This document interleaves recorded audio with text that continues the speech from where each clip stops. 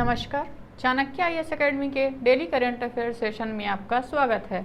आज है 6 जून और 6 जून से जितने भी महत्वपूर्ण प्रश्न बनते हैं हम आज उन पर चर्चा करेंगे। हमारा पहला प्रश्न है, 2025 में विश्व के सबसे बड़े संरक्षण सम्मेलन की मेजबानी कौन करेगा? तो भारत करेगा, नेपाल करेगा, यूएई करेगा या श्रीलंका करेगा? तो अभी हाल ही में यह समिति आयोजित हुई थी जिसमें यह घोषणा की गई कि यूएई संरक्षण सम्मेलन की मेजबानी करेगा।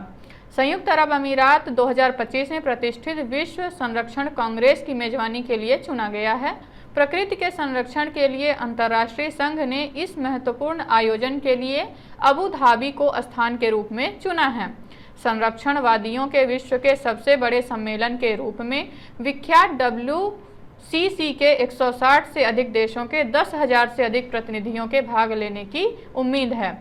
10 से 21 अक्टूबर 2025 तक होने वाला यह सम्मेलन वैश्विक पर्यावरणविदों के लिए एक महत्वपूर्ण मंच के रूप में काम करेगा ताकि वे एक अस्थायी भविष्य के लिए चुनौतियों का सामना कर सकें और अभिनव समाधान तैयार कर सकें। हमारा अगला प्रश्न है, हाल ही में अहमदनगर का नाम बदलकर क्या रखा गया है? अहिल्या देवी नगर, संभाजी नगर, होलकर नगर या छत्रपति नगर? तो अभी हाल ही में अहमदनगर का नाम बदलकर अहिल्या देवी नगर रखने की घोषणा की गई है। महाराष्ट्र सरकार ने हाल ही में 18वीं शताब्दी की योद्धा रानी अहिल्या देवी होलकर के सम्मान में अहमदनगर जिले का नाम बदलकर अहिल्या देवी नगर करने की घोषणा की है। इस फैसले को धनगर समुदाय को सशक्त बनाने के लिए एक महत्वपूर्ण कदम के रूप में देखा जा रहा है, जो महाराष्ट्र की आबादी में काफी संख्या में है।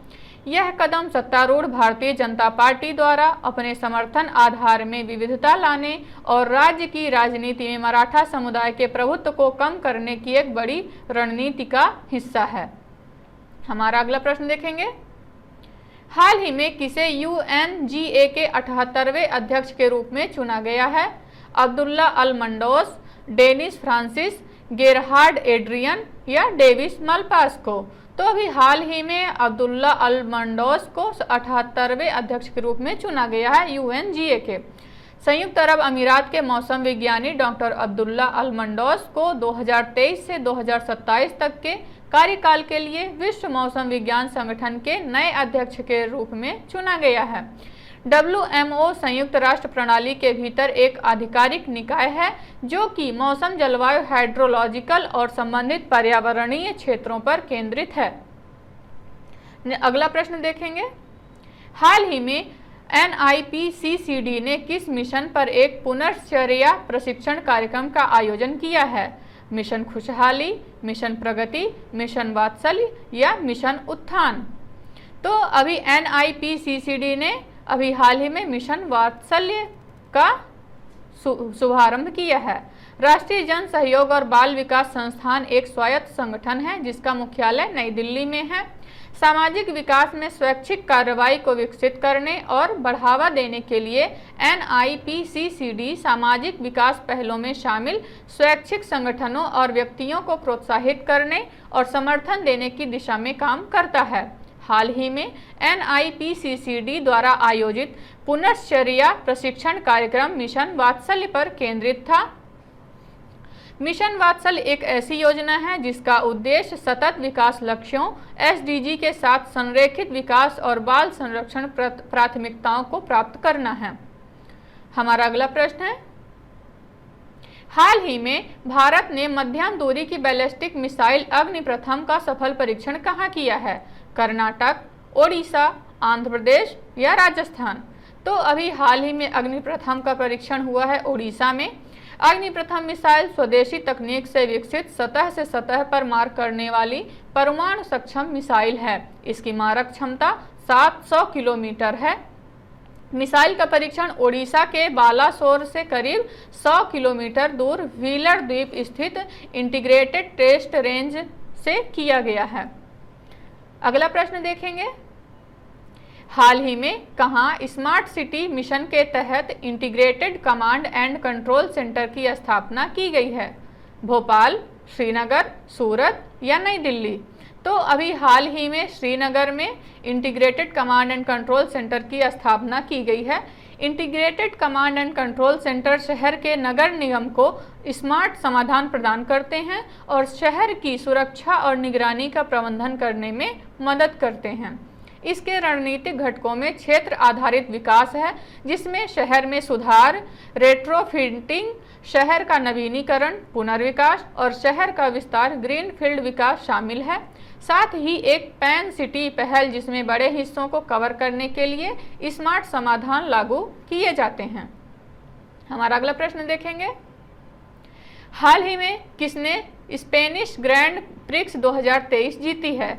Max Verstappen, Rafael Nadal, Novak जोकोविच, लुइस हैमिल्टन। तो अभी हाल ही में Spanish grand prix 2023 max Verstappen ने जीती है। Max Verstappen Spanish grand pre में विजयी हुए। उन्होंने पोल पोजीशन हासिल की और फार्मूला 1 चैंपियनशिप में अपनी बढ़त को 53 अंकों से बढ़ाया। लुइस हैमिल्टन 7 बार के विश्व चैंपियन रह चुके हैं, जिन्होंने दूसरा स्थान हासिल किया, लेकिन वे वर्स्टैपन से 24.090 सेकंड पीछे रह गए।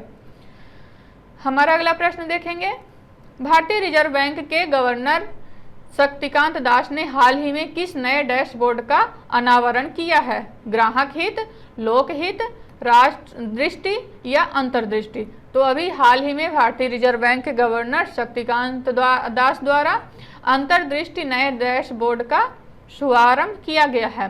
भारतीय रिजर्व बैंक के गवर्नर शक्तिकांत दास ने हाल ही में अंतर्दृष्टि नामक एक नए वित्तीय समावेशन डैशबोर्ड का अनावरण किया है।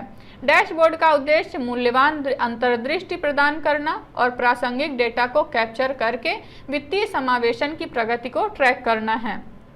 यह पहल कई हितधारकों को शामिल करते हुए एक सहयोगी दृष्टिकोण के माध्यम से वित्तीय समावेशन को बढ़ावा देने के लिए आरबीआई की प्रतिबद्धता को और मजबूत करती है। अगला प्रश्न देखेंगे, हाल ही में किस मंत्री द्वारा विश्व पर्यावरण दिवस पर 2 योजनाओं का शुभारंभ किया गया?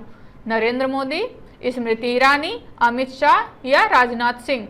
तो अभी हाल ही में प्रधानमंत्री नरेंद्र मोदी द्वारा विश्व पर्यावरण दिवस के मौके पर 2 योजनाओं का शुभारंभ किया गया। विश्व पर्यावरण दिवस पर प्रधानमंत्री नरेंद्र मोदी ने अमृत धरोहर और मिष्टी समुद्री आवास और मूर्त आय के लिए मैंग्रोव पहल नामक 2 योजनाओं का शुभारंभ किया है। इन योजनाओं का उद्देश्य भारत की आर्द्र भूमि और मैंग्रोव को पुनर्जीवित और संरक्षित करना है, जो हरित भविष्य और हरित अर्थव्यवस्था के अभियान में योगदान देता है।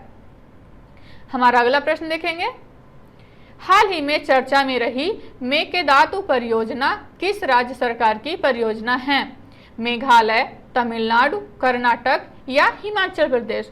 तो मेघदातु परियोजना कर्नाटक गवर्नमेंट द्वारा चलाई जा रही एक परियोजना है। मेघदातु परियोजना का लक्ष्य कर्नाटक में कावेरी नदी पर एक संतुलित जलाशय बनाना है। इसमें कनकपुरा शहर के पास एक जलाशय का निर्माण शामिल है, जो पानी के प्रवाह को विनियमित करने और कर्नाटक की राजधानी बेंगलुरु को पीने का पानी उपलब्ध कराने में मदद करेगा। इसके अतिरिक्त परियोजना कावेरी बेसिन में कृषि गतिविधियों का समर्थन करने और कर्नाटक और तमिलनाडु दोनों में किसानों के लिए पानी की उपलब्धता सुनिश्चित करने का इरादा रखती है। तो ये था हमारा आज का लास्ट प्रश्न। आशा करते हैं चाणक्य आईएएस एकेडमी द्वारा चलाया जा रहा करंट अफेयर सेशन आपको पसंद आ रहा होगा। ऐसे ही हमारे और भी कंटेंट से जुड़ने के लिए हमारे चैनल को सब्सक्राइब करें और बेल आइकन को दबाना ना भूलें, जिससे आपसे कोई भी कंटेंट मिस ना हो। धन्यवाद।